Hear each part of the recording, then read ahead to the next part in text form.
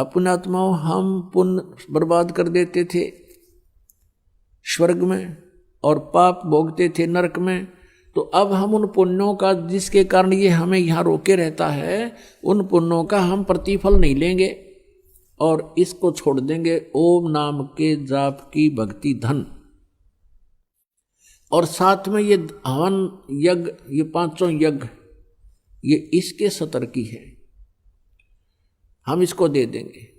यज्ञ से भी स्वर्ग जाते हैं जो केवल हवन करते हैं या कोई केवल स्वाध्याय ही करते रहते हैं। जैसे वो के है ना, आपका सुखमणि साहिब का पाठ करते हैं जिसको जप जी साहिब कहते हैं, और जो गीता जी का नित्य पाठ करते हैं, और जो कोई वेदों का नित्य पाठ करते हैं, वो एक यज्ञ बनता है। उस यज्ञ से, ज्ञान यज्ञ है ये, उस यज्ञ से भी पुण्य होते हैं, उससे केवल स्वर्ग प्राप्ति होती है कुछ समय के लिए, कुछ सीमित समय है, बहुत कम, और फिर वापस आ जाते हैं। तो ये यज्ञ ऐसे हैं जैसे किसी का दीर्घ रोग हो रहा है, दीर्घ रोग है किसी को, और डॉक्टर के पास जाता है, वो बहुत वीक हो गया है, कमज़ोर घना हो गया है, तो जाते ही डॉक्टर ग्लूकोज लाता है।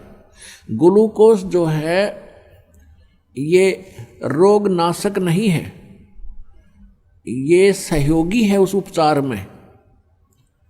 शरीर को पानी का अभाव पूरा करती है, कुछ शरीर को शक्ति देती है, लेकिन रोग नाश नहीं होता इससे।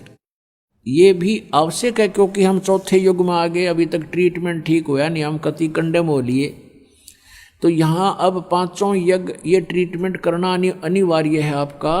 पांचों यज्ञ भी करनी पड़ेंगी। एक यज्ञ है धर्म की, जैसे दान करते हो भक्त, इसमें से आपका यहाँ भंडारा चलता है, आश्रम बनाया जा रहा है, आपकी रजाई गद्दों का व्यवस्था होती है, दुखी आत्मा आती हैं, आते यहाँ शांति प्राप्त होती है, भगवान की कथा सुनते हैं, तो आपके द्वारा दिया गया दान आपको आबाद कर देगा। ये स्थान है वो दान करने का।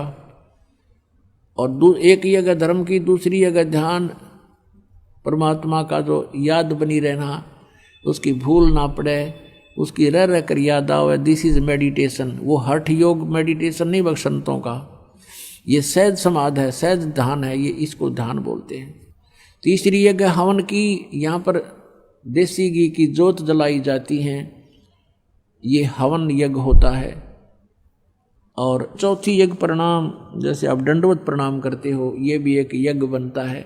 और पांचवी यज्ञ है ज्ञान की, स्वाध्याय करना, सत्संग श्रवण करना, ये ज्ञान यज्ञ है।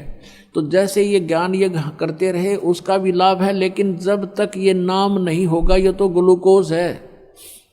ये पांचों यज्ञ समझो, ये ग्लूकोज है, और केवल सपोर्ट शरीर को देने के लिए, रोग नाशक नहीं है। इसके लिए ये मंत्र, जो मंत्र हैं, ये रोग नाशक है, और इनके बिना कोई लाभ नहीं। तो ये पांचों यज्ञ और साथ में ये मंत्र ओम, ये हम ब्रह्म को दे देंगे, इसको छोड़ देंगे, इसका प्रतिफल हम नहीं लेंगे। और जो प्रथम मंत्र आपको दिया जाता है उसकी, और साथ में ये यज्ञों का, हमने जितनी आवश्यकता होती है परमात्मा हमें यहाँ उनसे में से देते रहते हैं। हमारे बहुत, जब हम मर्यादा में रहेंगे, ये सत्साधना करेंगे, तो परमात्मा ही हमारे सब भक्ति की रक्षा करता है। योग अक्षेम यानी भक्ति की रक्षा वही करता है, हर तरह से सुचारू रखता है, हमें व्यर्थ धन नहीं करने देगा। हम बेमतलब की डिमांड करेंगे, ये बना लें, वो बना लें, ये कर लें, अगर वो भक्ति चाहता है तो ये बकवास छोड़नी पड़ेंगी, भगवान पर आश्रित होना पड़ेगा। जो परमात्मा दे करे वही ठीक होगा, हमारे हित में होगा। जैसे आप जी हॉस्पिटल में पहुंच गए डॉक्टर के पास, अब डॉक्टर ने आपको एडमिट कर लिया, तो वहाँ मरीज की नहीं चल रहा, बिल्कुल भी मरीज की नहीं चलेगी, वहाँ डॉक्टर की चलेगी, और डॉक्टर की चलने में हमारा हित होगा। आप चाहते हो कि मैं थोड़ी सी चीनी खा लूँ, डॉक्टर कहता आपको शुगर ज़्यादा है, ये नहीं टच करना, और आप फिर भी खाते हो तो मरो। आपको बीपी हाई हो गया और आपको मना किया है कि नमक नहीं खाना, घी नहीं प्रयोग करना, और आपकी फिर भी इच्छा है कि घी खा लूँ, तो डॉक्टर तो अलाउड करे नहीं, और फिर भी तुम खावा तो मर भाई। तो ऐसे ही यहाँ आप प्रथम बार तो जो प्राणी आते हैं वो दुखी आते हैं कि हमें तो संकट का निवारण हो, हमारे दुख दूर हो, हम धनी हो जाएं। तो ये तो आप पल्ला गांठ लगा लो, ये तो होंगे ही होंगे। आपका संकट भी दूर होगा, आप धनी भी हो जाओगे, क्योंकि ये प्रोसीजर अकॉर्डिंग टू द शास्त्र है। ये शास्त्र अनुकूल साधना है, भगवान का विधान है कि इससे तो लाभ होगा ही होगा आपको। लेकिन केवल ये ज्ञान इसलिए दिया जाता है कि आप इन्हीं तक सीमित ना रहना।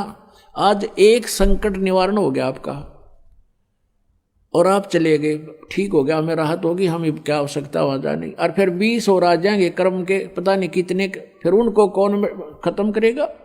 तो यहाँ आपके जीवन में आने वाले प्रारब्ध के अंदर भी जो कांटे पाप कर्मों के हैं वो भी इन एडवांस खत्म किए जाएंगे, और आपको जो आवश्यक वस्तु होंगी वही दी जाएगी, और आप बेमतलब की वस्तु मांगोगे भगवान नहीं देगा, जो आपके इस उपचार में बाधक होगी।